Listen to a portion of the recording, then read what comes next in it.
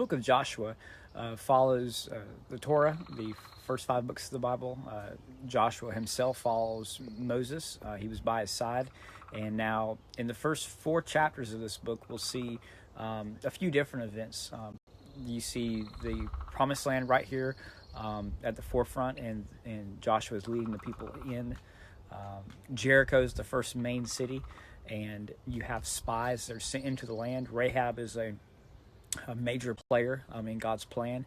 And then the River Jordan, which is the way that God will specifically bring in Joshua's trust of the people knowing there's a confirmation that certainly God is leading them, and that all this talk and all the things that they're seeing and saying are confirmed by the hand of God. So obedience is a major theme of Joshua 5 through 8. You have this new generation being circumcised in chapter 5, the fall of Jericho, the walls coming down, chapter 6. Chapter 7, you have not only the sin of Achan, but the original defeat at Ai. And then again, the chapter 8 kind of conclusion of all this once this has been rectified. So again, a lot kind of revolving around obedience. The circumcision at the very beginning was specifically said, remove the shame and reproach from the time in Egypt. God shows up directly to Joshua at the end of chapter 5. And you have a lot of confirmations, again, that comparable to Moses. You'll remember that the burning bush experience was towards the very beginning of Moses's experience, and certainly his calling from God. And then Joshua now, before any battles are fought, has this encounter with God himself in the form of the flesh, knowing that, yes, Joshua might be the physical human leader, but yet God is, even on a divine sense, has his own kind of physical representation leading this, even though it may not be seen in the physical capacity all the time.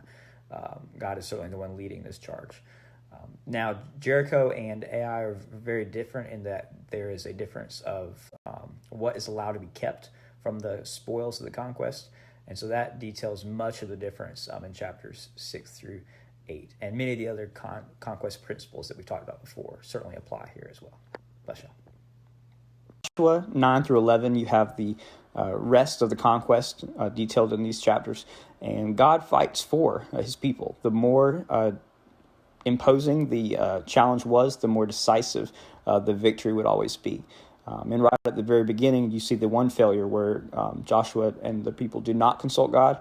The Gibeonites deceive the people, fooling them into thinking that they are strangers and foreigners coming from a far distance, when really they're right there in the land of Canaan. So this is something that will remain, this relationship, the Gibeonites kind of working for the Israelites going forward. But otherwise, the land is completely wiped out except for that which God promised of not wanting the land to be consumed by wildlife and that kind of thing. But otherwise, every victory is won in the Lord and without question. So bless y'all.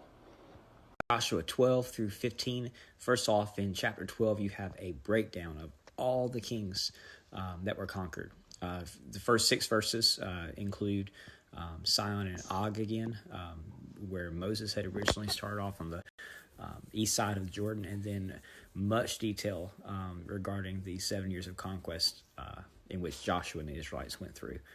And the next several chapters include breakdown of the land being divvied up into the inheritance that the tribes would receive. And one special point of note is Caleb,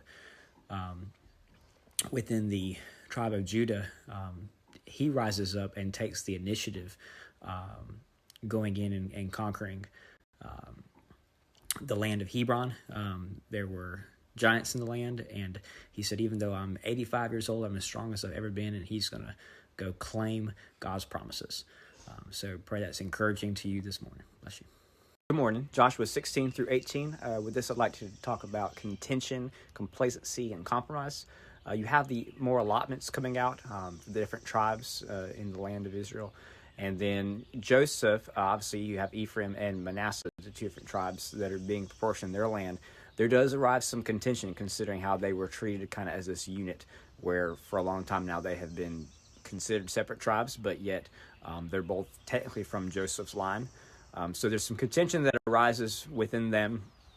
And then later on, you see, after this is resolved, the complacency, why the other 7 tribes had not received their allotment yet. And again, this would be apportioned out. And way back in Deuteronomy 7, compromise was alluded to.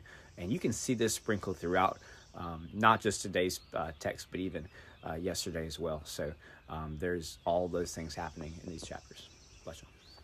Joshua 19 through 21, you have Simeon's tribe being doled out here in the first chapter, and they're given a subsection of Judah's portion, and that as well as the cities of Levi, or the Levite cities in chapter 21, fulfill the blessing prophecy that was given in Genesis 49 regarding Simeon and Levi being spread throughout and giving up their portion of firstborn inheritance. Chapter 20 is interesting as a city of refuge. One point that definitely ought to be highlighted is that as these people that have murdered someone accidentally, or there's this undeterminate guilt, these are released once the high priest has died. And how much is that similar to our high priest dying and our sins being covered because of Christ?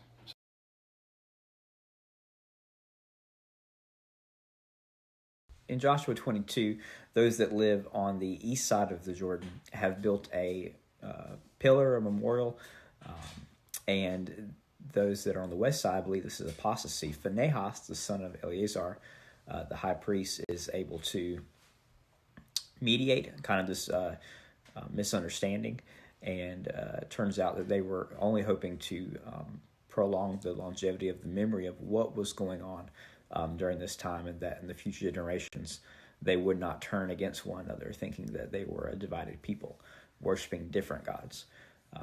And then the final 2 chapters, you have 2 addresses, one to the leaders and one to all of the tribes of Israel.